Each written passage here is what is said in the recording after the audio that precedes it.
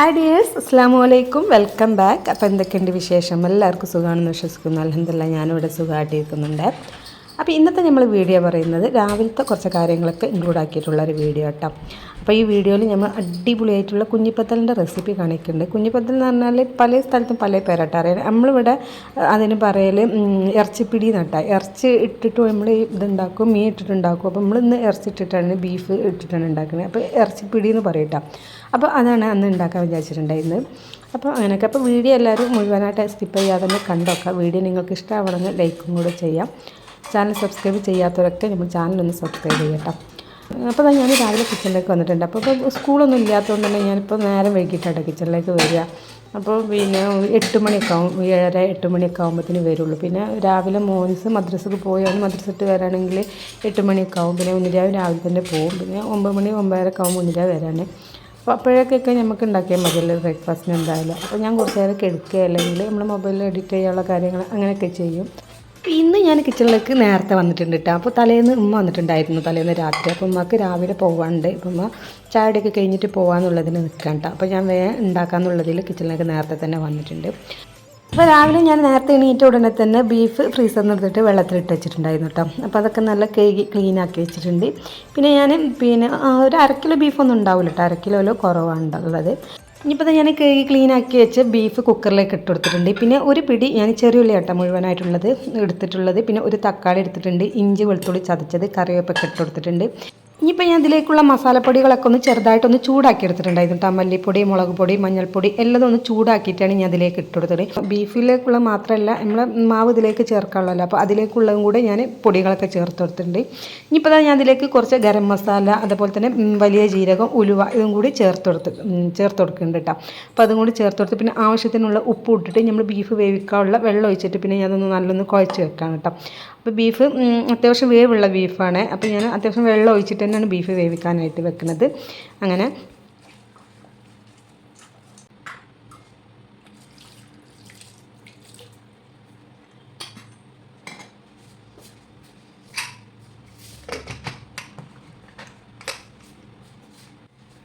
ഇനിയിപ്പോൾ ഞാൻ നമ്മൾ പിടിയിലേക്ക് ആവശ്യമായിട്ടുള്ള പൊടിയൊന്ന് വാട്ടിയെടുക്കാനുണ്ട്.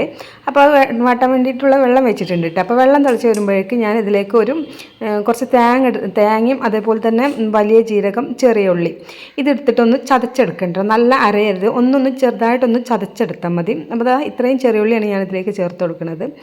അപ്പം നമ്മളിതിലേക്ക് വെള്ളമൊന്നും ചേർക്കണ്ട കേട്ടോ, ചെറുതായിട്ടൊന്ന് നല്ല ചതച്ചെടുത്താൽ മതി. അങ്ങനെ ഇനിയിപ്പോഴത്തെ വെള്ളം ഞാൻ വെച്ചിട്ടുണ്ടല്ലോ, വെള്ളം തിളച്ച് വരുന്നുണ്ട്. ഇതിലേക്ക് ആവശ്യത്തിനുള്ള ഉപ്പിട്ടിട്ട് പിന്നെ നമ്മൾ ചതച്ച് വെച്ച തേങ്ങല്ലേ ഇതിലേക്ക് ചേർത്ത് കൊടുക്കട്ടോ.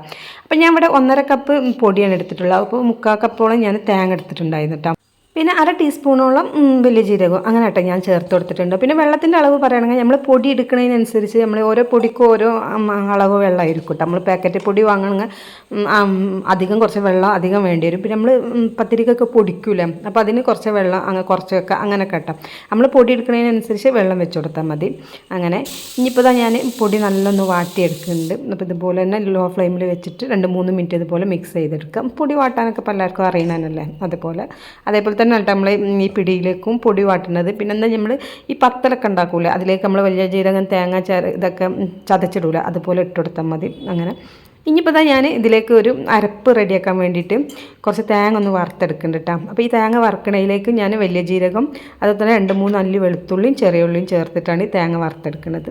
ഇതിലേക്ക് ഞാൻ പിന്നെ കുറച്ച് വെളിച്ചെണ്ണയും കൂടി ഒഴിച്ച് കൊടുത്തിട്ടുണ്ടായിരുന്നു. എന്നിട്ട് തേങ്ങ നമ്മൾ നല്ല വറുത്തെടുക്കണം കേട്ടോ. അപ്പം നമ്മൾ കറിയിലേക്കൊക്കെ തേങ്ങ വറുക്കൂലേ, അതുപോലെ തന്നെ വറുത്തെടുക്കാം. ഇനിയിപ്പോൾ ഞാൻ മാവ് കുഴച്ചെടുക്കാം കേട്ടോ. അപ്പോൾ ഉമ്മാൻ്റെ പോത്തും കാര്യങ്ങളൊക്കെ കഴിഞ്ഞ് വന്നിട്ടുണ്ടായിരുന്നു. അപ്പോൾ നമുക്ക് ചായയൊക്കെ ഉണ്ടാക്കി കൊടുത്തു. ഉമ്മ അവിടെ നിന്ന് ചായയൊക്കെ കുടിക്കുന്നുണ്ട് കേട്ടോ. അങ്ങനെയൊക്കെ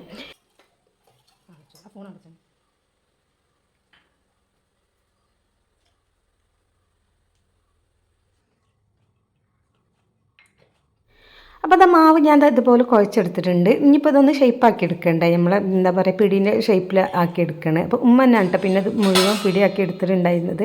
ഞാനവിടെ മാവ് കുഴച്ച് വെച്ചു. അപ്പോൾ ഉമ്മ പറഞ്ഞ് ഞാൻ ചെയ്തോളാം അറിയാണ്ട് ഉമ്മയാണ് പിന്നെ മാവിന് ചെറിയ ഒരു ഉരുളെടുത്തിട്ട് ഇങ്ങനെ ഉരുട്ടിയിട്ട് ഒന്ന് പ്രസ് ചെയ്തെടുക്കുക, ഒന്ന് ചെറുതായിട്ടൊന്ന് പരത്തി കൊടുക്കുക, അങ്ങനെ കേട്ടോ ചെയ്തെടുക്കണത്. അങ്ങനെ അപ്പോൾ ഇമ്മ അത് എപ്പോഴും ഉണ്ടാക്കുന്ന സംഭവമാണ് കേട്ടോ. ബീഫ് ഇട്ടിട്ടും അതുപോലെ തന്നെ പിന്നെ മത്തിയൊക്കെ കിട്ടുമ്പോൾ മത്തി ഇട്ടിട്ടുണ്ടാക്കും. അതുപോലെ തന്നെ പഴമൊക്കെ ഇട്ടിട്ട് തേങ്ങാപ്പാലൊക്കെ ഒഴിച്ചിട്ട് ഉണ്ടാക്കുമല്ലോ, അങ്ങനെയൊക്കെ ഇടയ്ക്കിടയ്ക്ക് ഉണ്ടാക്കണതന്നെ കേട്ടത്. ഇനിയിപ്പോൾ ഇത് മുഴുവനായിട്ട് ഉമ്മ ഇതുപോലെ ഷേപ്പാക്കി എടുത്തിട്ടുണ്ട്. അപ്പോൾ ഞാനിത് ഇന്ന് നമുക്ക് ആവിയിലൊന്ന് വേവിച്ചെടുക്കുക ചെയ്യണം. ഉമ്മ അത് സാധാ ചെയ്യൽ വെള്ളത്തിലിട്ടിട്ട് പിന്നെ വേവിച്ചെടുക്കട്ടെ ചെയ്യും. അപ്പോൾ ഞാനിപ്പോൾ ഇത് നമ്മളെ നൂൽപൊട്ടിൻ്റെ ഒക്കെ തട്ടില്ലേ അതിൽ വെച്ചിട്ടൊന്ന് ആവി കയറ്റിയിട്ട് വേവിച്ചെടുക്കട്ടെ ചെയ്യണത്.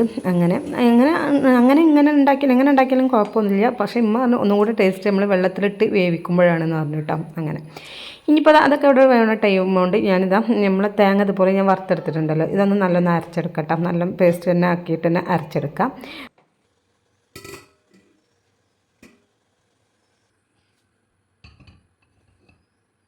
അപ്പോൾ നമ്മൾ പിടി നല്ല ആവിയിൽ വെന്ത് വന്നിട്ട് ഞാനത് പിന്നെ സ്റ്റൗന്ന് മാറ്റിയിട്ടുണ്ട് കേട്ടോ. ഇനിയിപ്പോൾ നമ്മൾ വെച്ചിട്ടുണ്ടായിരുന്ന ബീഫില്ലേ അത് ഞാൻ ഒരു പാത്രത്തിലേക്ക് വേറെ മാറ്റി കൊടുക്കുന്നുണ്ട് കേട്ടോ. എന്നിട്ടൊന്ന് നല്ല നമ്മൾ സ്റ്റൗ ഒന്ന് ഓണാക്കി കൊടുക്കുക. ഇത് നല്ലോണം തിളച്ച് വരുമ്പോൾ നമ്മൾ വേവിച്ച് വെച്ചിട്ടുള്ള പിന്നെ എന്താ പറയുക പിടി ഇതിലേക്ക് ഇട്ട് കൊടുക്കുകയാണ്. ഇട്ടിട്ട് നല്ലൊന്ന് മിക്സ് ചെയ്തെടുക്കാം കേട്ടോ.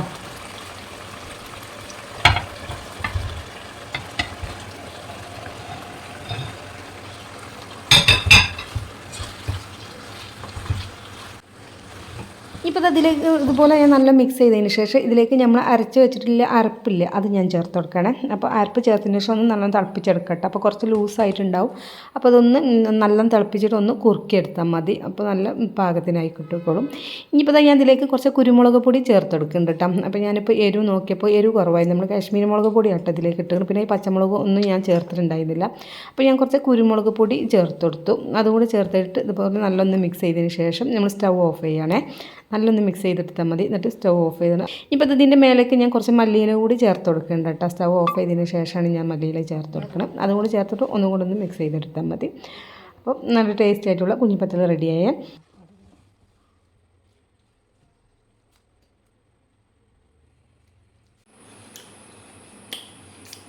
അതിനുശേഷം ഉമ്മി 3 ദിവസം ചായ കുടിക്കാനിരുന്നു കേട്ടോ. അപ്പോൾ ഉമ്മക്ക് വേഗം പോകാണ്ടായതുകൊണ്ട് തന്നെ ഞാൻ അവർക്ക് ചായ കൊടുത്തു. ഞാൻ പിന്നെ കുഞ്ഞിരാവ് വന്നിട്ട് കുടിക്കാന്നുള്ളതിൽ അവർക്ക് കൊടുത്തിട്ടോ.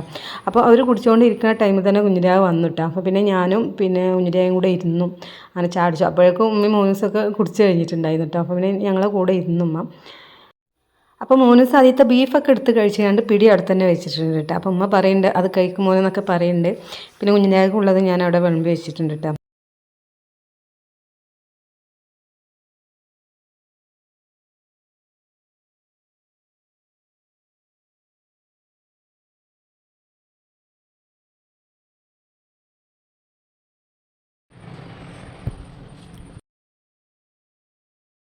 അങ്ങനെ ഉമ്മ പോകാൻ വേണ്ടി മുറ്റത്തേക്ക് ഇറങ്ങിയിരിക്കണം. അപ്പോൾ മുറ്റത്തൊക്കെ ഒരുപാട് പേരൊക്കെ വീണെടുക്കുന്നുണ്ട് കേട്ടോ. അപ്പോൾ അപ്പുറത്ത് കാക്കാൻ്റെ മരത്തുമത്തെ പേരൊക്കെ നമ്മളെ മുറ്റത്തേക്ക് വീഴുക ഫുള്ളും കൊത്തിയിട്ടതാണ് കേട്ടോ പേരക്ക. അതുപോലെ തന്നെ ഇപ്പോൾ മഴ ആയതുകൊണ്ട് നമുക്ക് നല്ലത് കിട്ടണമെങ്കിൽ തന്നെ മഴ ആയതുകൊണ്ട് അതിലൊക്കെ പുഴു വന്നിട്ടുണ്ട് അങ്ങനെയൊക്കെ. അപ്പം അങ്ങനെ പറയുന്നുണ്ട് എത്ര പോറ് പേരക്കാണല്ലേ വീണെടുക്കണമെന്ന് അങ്ങനെയൊക്കെ. പക്ഷെ നമ്മൾ മരത്തിമൊക്കെ നോക്കിയാൽ ഒരു പേരക്കും കാണൂല കേട്ടോ. പിന്നെ രാവിലെ കാണാൻ മുറ്റത്തൊക്കെ ഇങ്ങനെ വീണെടുക്കണം അങ്ങനെ ഉമ്മയൊക്കെ നോക്കിയത് അമ്മ പോയി. പിന്നെ അതിന് ശേഷം ഞാൻ പാത്രമൊക്കെ കഴുകാനുണ്ടായിരുന്നു. നമ്മൾ ചായ അടിച്ച പാത്രങ്ങളും കാര്യങ്ങളൊക്കെ കഴുകാനായിട്ട് നിന്ന്. അപ്പോൾ ഇത്രയൊക്കെയുള്ളൂ നമ്മൾ ഇന്നത്തെ വീഡിയോ പറയുന്നത്. അപ്പോൾ വീഡിയോ നിങ്ങൾക്ക് ഇഷ്ടമായിട്ടുണ്ടെങ്കിൽ എന്തായാലും നമ്മളെ വീഡിയോ ഒക്കെ ഒന്ന് ലൈക്ക് ചെയ്യുക കേട്ടോ. പിന്നെ ചാനൽ സബ്സ്ക്രൈബ് ചെയ്യാത്തവരൊക്കെ നമ്മൾ ചാനൽ ഒന്ന് സബ്സ്ക്രൈബ് ചെയ്തുകൂടെ വെക്കാം.